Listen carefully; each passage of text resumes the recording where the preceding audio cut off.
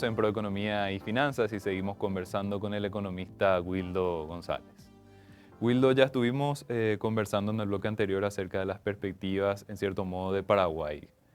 Me llamó la atención lo que comentaste acerca del PIB resto, lo que decías que justamente excluye toda una parte de recursos naturales y demás que son cuestiones fundamentales para nuestro crecimiento económico, es decir, está nuestro crecimiento muy basado en esos sectores que decías, ¿verdad?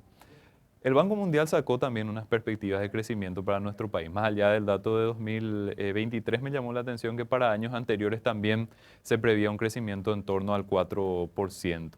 ¿Te parece que estamos en condiciones de tener un crecimiento en torno a esa línea? Estamos prácticamente hablando del potencial de Paraguay entre 3,5% y 4%, dependiendo un poquitito también del cálculo.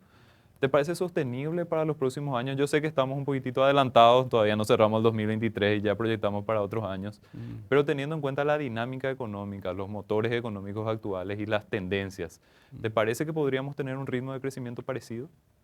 Y mira, hay muchos elementos, de hecho tu pregunta es muy interesante. Fíjate que a lo que nosotros los economistas siempre nos fijamos en largo plazo, el PIB potencial. Hay millones de formas de estimar el PIB potencial, pero siempre la forma más simple y clásica es tomar una función de producción, poner los insumos, que en general suele ser el capital, que es inversión, y el trabajo, que es mano de obra, y algo que pensamos que es desconocido, que le llamamos productividad, que es bien un tema aparte en todo caso. Eh, en algún punto antes de la pandemia, el Banco Central había publicado algunas estimaciones de cuál es el nivel de PIB potencial de la economía, y es justamente el que mencionaste, que estaba entre 3,5 a 4,5%. Ahora, ¿cuáles son las posibilidades que nosotros tenemos en nuestra economía de poder crecer en torno a eso? Y la verdad es que están bastante complejos. Pensá que estamos saliendo de la pandemia, estamos saliendo de un periodo de que tuvimos un mercado laboral que todavía no se recuperó completamente. Si uno se fija en la tendencia que teníamos previo a la pandemia, nosotros teníamos un ritmo de crecimiento del empleo en torno a 100 a 150 mil empleos al año. No conseguimos crecer a esa misma tasa después de la pandemia. Y lo más preocupante de todo, y de hecho eso se nota, de hecho ahora recientemente con el tema de la pérdida de ingresos en el IPS, que la mayor parte del empleo que tuvimos fue empleo informal, no fue empleo formal. Entonces ese empleo informal tiene menos ingresos que el empleo formal. Entonces ahí tenés un tema que no es menor, el tema de la recuperación del empleo. Ahora, el otro problema que tenés es el tema de la inversión. O sea, tuvimos años récord de inversión pública que está posibilitando generar infraestructura, que es algo súper importante. De hecho, tenemos una brecha de infraestructura súper grande por cerrar. Pero tenés que recordarte que la inversión pública, o sea, la inversión total es el 25% del PIB. Y si somos un poco exagerados en el cálculo de la inversión pública, es apenas entre 3 al 5% del PIB, incluso pensando en manera del gobierno general. Entonces, el motor del crecimiento de la economía no está en el sector público, está en el sector privado. Y el sector privado estuvo bastante golpeado por toda la pandemia. Tenés incluso también golpeado también por la inflación que le pegó a la parte de los costos, el aumento de tasa del Banco Central que le afecta el costo de financiamiento, el escenario externo que le da condiciones financieras un poco más caras de lo que era anteriormente.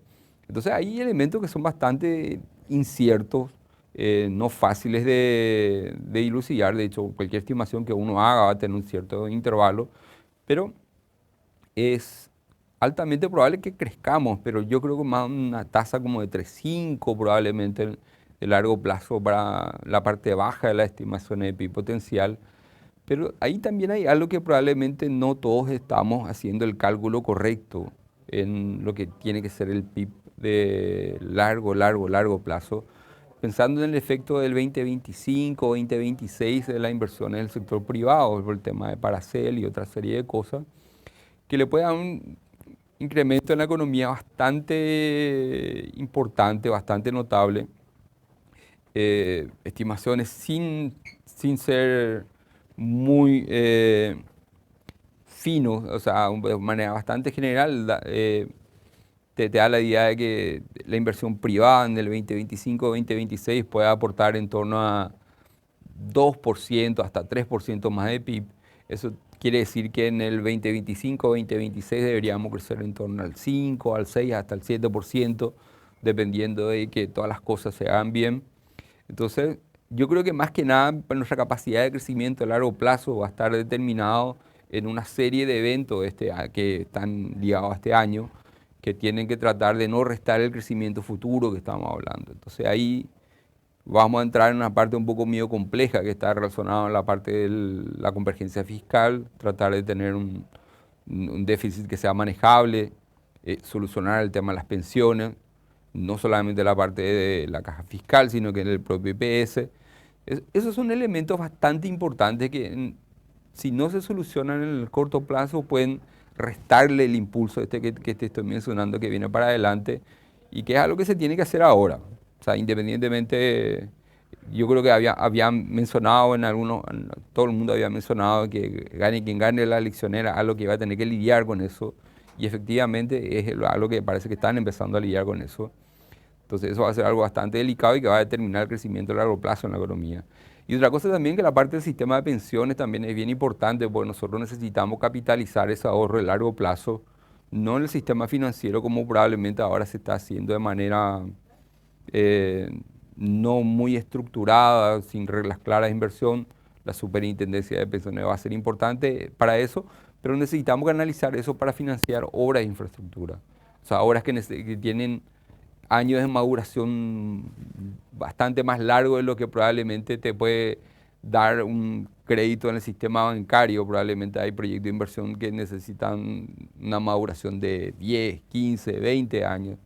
Y en ese caso, el ahorro a largo plazo de un sistema de pensiones o de las pensiones es el principal, tiene que ser la principal fuente de financiamiento de esos proyectos. Y eso va a depender mucho que nosotros vamos a usar todo ese dinero, vamos a decir de manera eficientemente, en generar más PIB.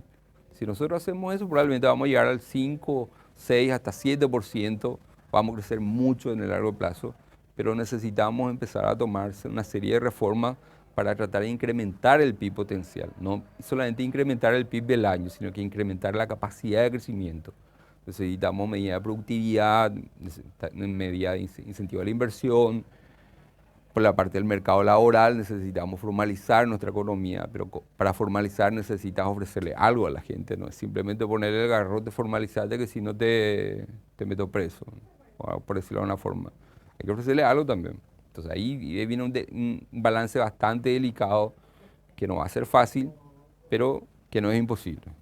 Wilton, todo lo que mencionaste hay cuestiones internas que dependen de nosotros, pero creo que hay que resaltar que hay cuestiones que también están en cierto modo ligadas al escenario internacional. Por ejemplo, si las tasas de interés siguen siendo muy elevadas en el mundo, eso en cierto modo condiciona para que las tasas de interés locales también se mantengan altas y eso tiene su connotación o tiene su impacto dentro de la actividad económica, de los créditos y demás. O sea, a lo que voy es que hay cuestiones propias internas, pero también hay que estar siempre pendientes a lo que ocurre en el mundo y ni que hablar si es que ocurre algún tipo de choque como el tema de la guerra Rusia-Ucrania o algún tipo de impacto fuerte que eso también puede condicionar lo que es la actividad económica en nuestro país.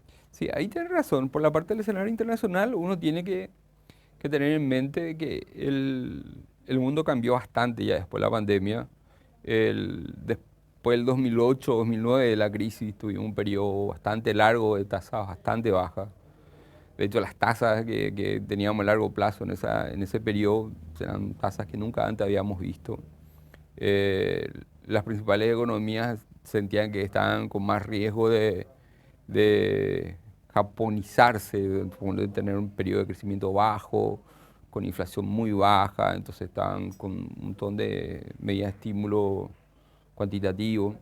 Eh, y al final incluso si quieres ponerme un poco más, eh, no técnico, sino que más de contexto, muchos decían que la curva de Phillips estaba muerta. O sea, la curva de Phillips, para que no se recuerda, es la relación que hay entre inflación y el mercado laboral. Entonces parecía que estaba desconectado, porque tenías un mercado laboral muy dinámico, pero que no generaba inflación. Ahora está un mercado laboral dinámico y genera inflación, parecía que la curva de Phillips estaba viva de vuelta. Pero mi punto particular es que uno tiene que pensar de que las condiciones financieras internacionales no están malas, están más caras comparado a lo que teníamos antes en el periodo prepandemia, pero son las mismas condiciones financieras que tuvimos antes del periodo del 2008-2009. Entonces, ¿cuál es el escenario más probable? Que esas tasas se mantengan. O sea, es poco probable que nosotros veamos un mundo de vuelta con una tasa del Tesoro americano en torno a 1 o 2%. Eh, es difícil que veamos de vuelta eso. Y tampoco nosotros nos volvimos más riesgosos para el mundo. Si vos te fijás, nuestra medida de prima por riesgo, o sea, que la diferencia que hay entre nuestro rendimiento de nuestro bono soberano y los bonos del Tesoro americano siempre está en torno al 2%, o sea, los 200 puntos base. O sea, incluso con todo el ruido político que tuvimos de manera interna, o sea, los mercados financieros no nos pusieron más prima por riesgo por todo eso. Ellos veían eso como un tema mucho más local. Entonces, tenés razón de que el mundo está más caro, pero el mundo no está cerrado, está abierto. O sea, la única cosa que uno tiene que tener la mente o prepararse para un mundo que ya no va a ser el que teníamos antes. O sea, las tasas están ahí, van a estar las tasas, la tasa del tesoro a 10 años están en torno a 3, 4%, y probablemente se van a quedar ahí por un periodo bastante largo. Y nuestra tasa de financiamiento de nuestros bonos soberanos van a estar entre 5 a 6, 7% por mucho tiempo. Entonces, ese es el escenario base que tenemos que tener. No, no, Wildo, finalmente te quería preguntar también tu visión. Las calificadoras de riesgo estuvieron mencionando un poquitito este deterioro que ya nosotros estuvimos viendo de ciertos indicadores macroeconómicos. Paraguay siempre se destacó por esa solidez macro, fue fortaleciendo números a lo largo de los años y parece que con la pandemia y ese periodo posterior se está notando cada vez más un debilitamiento. No digo que estamos en mala posición, pero sí hay números que fueron perdiendo robustez en los últimos años. ¿Te parece que en qué condición estamos actualmente, que podemos volver a mejorar esos números o que ya estamos hablando de una misión mucho más complicada que en años anteriores? ¿Cuál es tu visión sobre ese punto? bien, visión complicada, o sea, siempre es complicado los temas fiscales, o sea, porque es bien difícil por todo el elemento político que hay detrás. Eh, y algo que a mí por lo menos siempre me parece, de hecho lo que vos dijiste, había una calificadora de riesgo que decía que nuestras antiguas fortalezas se transformaron en nuestras debilidades y nuestras debilidades se fueron incrementando. De hecho, decían para justificar y decir que su modelo de fijación de rating soberano a nosotros nos daba dos escalones por debajo del que estamos, pero por ser Paraguay nosotros estábamos donde estábamos. Pero mira, yo creo que es factible, o sea, no estamos en una situación estamos en una situación complicada, pero no imposible. O sea, hay elementos bastante eh, utilizables, o no encuentro la palabra decirte, pero que son factibles, que el gobierno que viene puede tranquilamente tratar de establecer una ruta de convergencia fiscal que dé credibilidad. O sea, el problema no es necesariamente eh, el nivel del déficit. El, el problema en general para la parte fiscal y especialmente para tener credibilidad en los mercados internacionales y tener credibilidad a nivel interno es que la trayectoria que uno entrega a futuro del déficit sea creíble. Entonces ahí va a ser primordial probablemente que solucionen todos los temas ahora acá en el corto plazo, por el tema de las deudas, las constructoras, si forma o no forma parte del déficit, cómo se va a financiar, eh, pensar cómo vamos a solucionar el tema de la parte de la rigidez de nuestros gastos, que en realidad si uno se pone a mirar de manera más detallada, son la mayor parte de gastos en educación y salud que teníamos pospuesto antes de la pandemia. Vino la pandemia, nos obligó a hacer eso. Entonces es complicado eso, no es fácil, pero es manejable. O sea, y de hecho yo creo particularmente que estamos en una posición bastante ventajosa comparado con otros países y eso se refleja en la calificación de riesgo soberano que tenemos y se refleja mucho más también en la prima por riesgo. Y a lo que es bien interesante que nosotros seguimos teniendo niveles de prima de riesgo de países que tienen una calificación soberana mayor que nosotros. Entonces quiere decir que igual el mercado sigue pensando que nosotros tenemos posibilidades de mejorar nuestra calificación de riesgo. Depende ya de nosotros probablemente que eso funcione y que tengamos que hacer las reformas adecuadas para eso. Y también el tema del crecimiento económico, Wildo, ya lo mencionaste Sí. anteriormente, pero venimos cerrando un periodo o un gobierno, por la razón que fuere, de bajo crecimiento económico. Eso Sí. se tiene que recomponer. Y sí, la verdad que sí, o sea, tenemos años que fueron bastante malos. Tuvimos sequía, pandemia, sequía, y es complicado eso. Entonces, mira, yo pienso y soy bastante optimista pensando de que eh, la economía puede crecer bastante. De hecho, algo bien interesante que pasó esta vuelta en el mal año que tuvimos el año pasado es que en gran parte del año y comienzo de este año, o sea, del año pasado, tuvimos una economía en dos velocidades. Porque en dos velocidades, pues teníamos la parte del sector agrícola golpeado, que te dominaba la parte de los grandes números macro, pero vos tenías cierto sector no recursos naturales, que yo le digo PIB resto, bien dinámico, con mucha inversión, consumo todavía estable. De hecho, eso es lo que te explicó en gran parte el nivel de importaciones que tuviste el año pasado, que fue bastante alto. Tuviste muchas importaciones de consumo y muchas importaciones de bienes intermedios y bienes de capital que son de inversión. Entonces, ahí nosotros estuvimos despegados. ¿Por qué nosotros pudimos hacer eso? Cosa que antes pasaba cuando teníamos un shock de clima, todos los sectores caían, todos los sectores que se terminaban golpeados, porque ya tenemos herramientas para eso. O sea, tenemos un Banco Central con meta de inflación que te permite suavizar los shocks, no evitar, el trabajo del Banco Central es evitar las fluctuaciones abruptas de la economía y la inflación principalmente. Y tenemos un Ministerio de Hacienda que tiene una regla fiscal que obviamente tiene todavía espacio de mejora, pero que es bastante creíble dentro de todo. Entonces, eso te permite en el fondo para que uno pueda tener mayor seguridad para sus decisiones de gasto para la familia y de inversión para la firma. Y eso hace que, a pesar de que uno sepa que hay un mal año agrícola, uno pueda planificar a futuro porque uno sabe que el Banco Central va a tomar medidas, uno sabe que el Ministerio de Hacienda va a tomar excepciones fiscales probablemente para incentivar esas cosas. Entonces, es algo que funciona de manera automática y pasó bastante desapercibido. Nadie se dio cuenta que nosotros teníamos en un momento una economía en dos velocidades. Entonces, eso es algo bastante interesante que yo creo que es posible. Cada vez yo creo va a terminar, eh, espero, o sea, esa es una esperanza mía probablemente, pero disminuyendo la volatilidad de la parte del PIB agrícola porque vamos a poder tener un sector resto más robusto probablemente si nos vamos desarrollando y creciendo.